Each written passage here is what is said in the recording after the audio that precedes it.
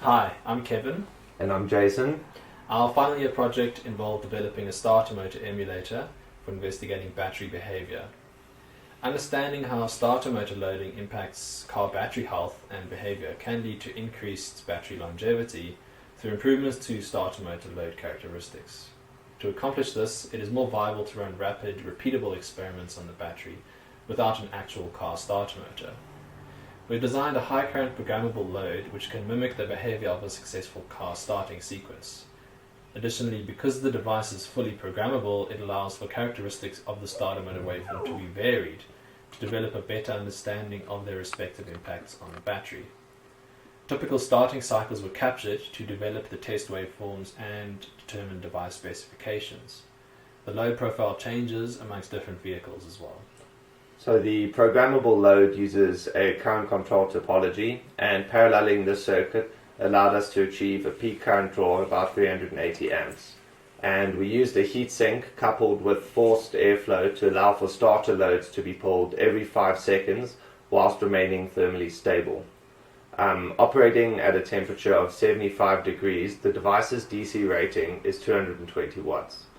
The battery's voltage, current and temperature are measured during the loading process, and a graphical user interface was developed to display and record live data, as well as to store it in a structured and accessible format.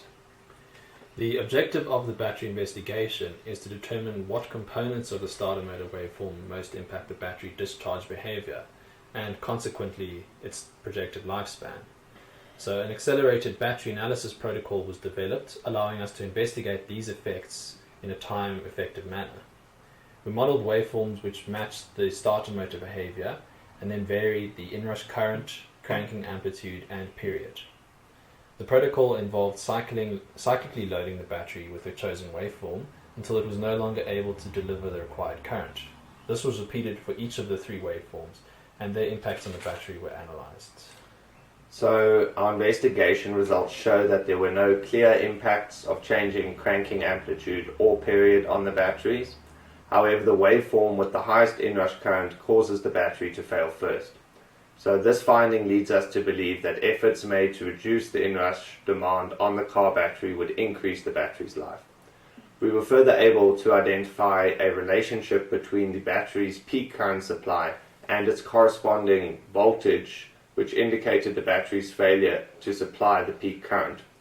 The point of failure for the different waveforms was found to be the same for all of the batteries that we tested, irrespective of their state of health, and this characteristic could potentially be useful in predicting battery failure in real cars.